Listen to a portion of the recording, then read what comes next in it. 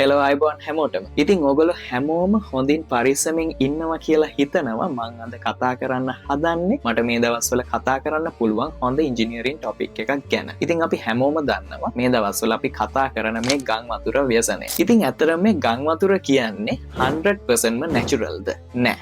මෙතන 50% තමයි නැචරල්, ඉතුරු 50% අපි අතින් වෙන මිස්ටේක්ස් වලින් තමයි වෙලා තියෙන්නේ. ඉතින් මම මේ වෙලාවේ ඉංජිනේරින් සිස්ටම් එක ගැන කතා කරොත් ඉංජිනේරින් සිස්ටම් එක ඇතුලේ ඩිසයිනින්ග්ස් තියෙනවා, කැල්කියුලේෂන්ස් තියෙනවා, මැටීරියල්ස් තියෙනවා, කන්ස්ට්‍රක්ෂන්ස් තියෙනවා and මේන්ටෙනන්ස් තියෙනවා. ඉතින් ගං වතුර වගේ දෙයකට බලපාන මේන් ඉංජිනේරින් ෆෝල්ට් එක තමයි මේන්ටෙනන්ස් කියන්නේ. ඉතින් මම මුලින් කතා කරන්නම් මේ ඩ්‍රේනේජ් සිස්ටම් එක ගැන. ඇයි අපි ඩ්‍රේනේජ් සිස්ටම් එකක් හදලා තියෙන්නේ? ඩ්‍රේනේජ් සිස්ටම් එකක් හදලා තියෙන්නේ මේ වතුර බැහැගෙන යන්න. මේක රිලීස් කරන එක කියන්නේ ඉංජිනේරින් සිස්ටම් එක ඉවරයි කියන එක නෙවෙයි. මේක අපි ඉංජිනියර්ස්ලා විදිහට මේක ඉන්ස්පෙක්ට් කරලා මේන්ටේන් කරගෙන යන්න ඕනේ. ඉතින් මේ ඩ්‍රේනේජ් සිස්ටම් එක બ્લોක් වෙන්න පුළුවන් අපි හරියට මේන්ටේන් කරේ නැත්තම්. මේක ඇතුලේ අපද්‍රව්‍ය හැම තැම්පත් වෙලා. ඉතින් මම ඕගලන්ට මේක සරල ගණිත සමීකරණයකින් පැහැදිලි කරලා දෙන්නම්කෝ. Q සමානයි AV කියන සමීකරණය. Q කියන්නේ පරිමා ගැලීමේ ශීඝ්‍රතාවය, A කියන්නේ හරස්කඩ වර්ගඵලය සහ V කියන්නේ ප්‍රවේගය. ඉතින් මේ Q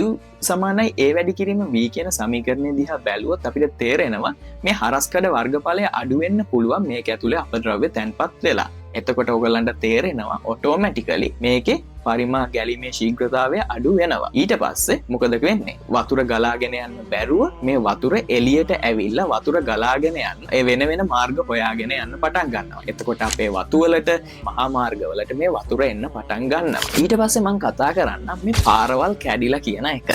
මේ පාරක් ඇත්තටම කැඩෙන්නේ කොහොමද? දැන් ඔයගොල්ලෝ දන්නවා. පාරක් හදපු ගමන්ම ඔයගොල්ලෝ මේ පාරේ යද්දි පාර පර්ෆෙක්ට්. පාරේ යනවා දැනෙන්නේවත් නෑ. මේ පාර ඒ තරමටම කම්ෆර්ටබල්. ඉතින් මාස 6ක් විතර යද්දි පාරේ රථවාහන ගිහිල්ලා එතකොට හයිඩ්‍රෝස්ටැටික් ප්‍රෙෂර් එක හින්දා වැස්ස හින්දා මේ එක එක ක්‍රැක්ස් පටන් ගන්නවා. මේ ක්‍රැක්ස් පටන් ගන්නේ කොහොමද? මේ එක එක හේතු හින්දා මේ පාර මත කම්ප්‍රෙෂන් එක, ටෙන්ෂන් එක, ෆ්‍රික්ෂන් එක දරා ගන්න බැරුව මේක ඇතුලේ පිපිරීමක් පටන් ගන්නවා. අපි මේකට කියනවා මෙකැනිකල් ඩිටෝරියෝරේෂන් එක කියලා. ඊට පස්සේ මම කතා කරන්න කොහොමද මේ පාලම කැඩෙන්නේ කියලා. මේ පාලම ඇතුලේ එක්ස්පැන්ෂන් ජොයින්ට්ස් ජෑම් වෙන්න පුළුවන්. ඒ වගේම බෙයරින්ග්ස් ජෑම් වෙන්න පුළුවන්. මේ බෙයරින්ග් ජෑම් වුණොත් ඇත්තටම මොකද්ද වෙන්නේ? මේ බෙයරින්ග්ස් ජෑම් වුණොත් පාලමක් කියන්නේ ස්ට්‍රක්චර් එකක්නේ. මේ ස්ට්‍රක්චර් එක මත හරියට බල ක්‍රියාත්මක කරගන්න බැරුව මේකේ ස්ට්‍රෙස් ඩිස්ට්‍රිබියුෂන් එක නැති වෙනවා. එතකොට ස්ට්‍රෙස් ඩිස්ට්‍රිබියුෂන් එක මේ ස්ට්‍රක්චර් එක මත ක්‍රියා කරන්නේ නැතු වුණොත් මොකද වෙන්නේ?